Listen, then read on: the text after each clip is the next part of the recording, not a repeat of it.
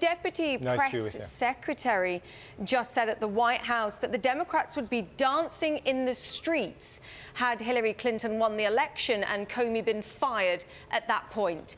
Is she right?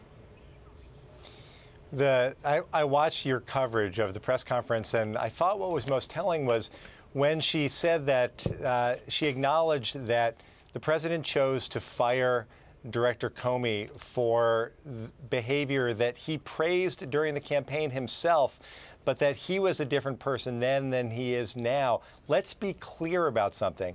The president fired the director of the Federal Bureau of Investigation because the FBI was investigating the connections between Russia and his campaign and the White House.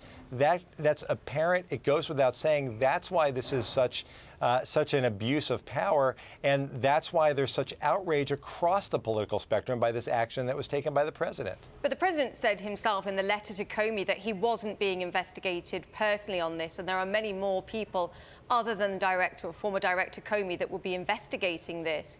So that's kind of a lame argument at this point. Well, the fact is that when you're, as we learned just this week, when you're told, as the president was, that your national security advisor is at risk of being blackmailed by the Russians, and it takes you 18 days to fire him, when we know that there are ongoing investigations into those surrounding the president, it is very clear. And it's clear not just from the timing of this action, but from the pattern why the president did this. The president fired Sally Yates at an important moment in the investigation. The president fired Preet Bharara, the top prosecutor in New York, again, because he was investigating connections between the president and Russia. And now he's fired the one person who's leading the investigation in Washington.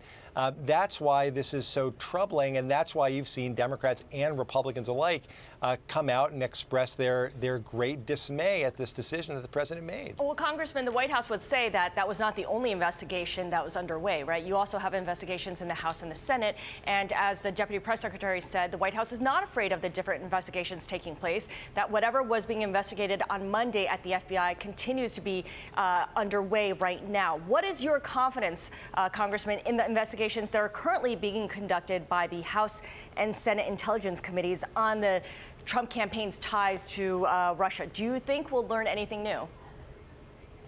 Well, certainly the investigations need to continue. If you look at the comments made by the chairman of the Senate Intelligence Committee, he's obviously expressed great concern with the decision to fire Director Comey. If you look at comments made by Senator McCain and others, there is also great concern. The Senate needs to move forward quickly with their investigation. The House, unfortunately, too many of my colleagues seem to be using every effort to try to block the investigation from going forward the way that it needs to. And yes, those investigations are happening, but the reason that we need an independent counsel now is to prevent the president from having one more person that he can fire. It's true there are lots of investigations, but this is the most important national security investigation. It gets to the core of our American democracy and Russia's attempt to interfere with it. We need to have the FBI fully engaged. And when we learned, as we did, that the FBI director just within the past couple of days sought out more resources to carry out this investigation, the response was that he was fired. That's the problem. Well, Congressman, we also know that the law for an independent counsel or a special prosecutor expired in 1999, and Congress did not renew it. Now, you serve on the House Judiciary, Ethics, and Foreign Affairs committees. How are these specific committees planning to respond to the White House's firing?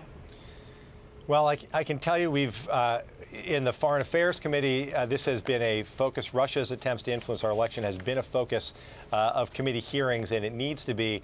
On the Judiciary Committee, we have tried tirelessly to get the majority members of the committee to go along with us to get the information that the White House might have on these issues in order to aid an investigation. And with respect to the independent counsel law, you are right.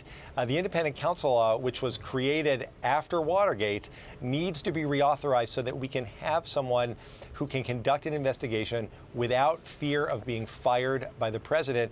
Action that he's now taken with the FBI director, as he did with Sally Yates, as he did with Preet Bharara.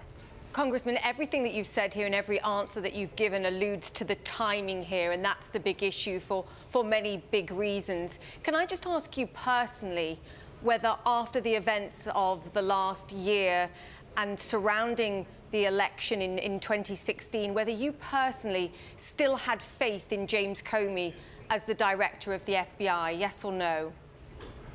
I had concerns about some of the actions taken by Director Comey. The point is today that Director Comey was not even halfway into a 10-year term. It was a 10-year term that was created in order to avoid politics, and he was fired at the moment that this investigation was really starting to heat up.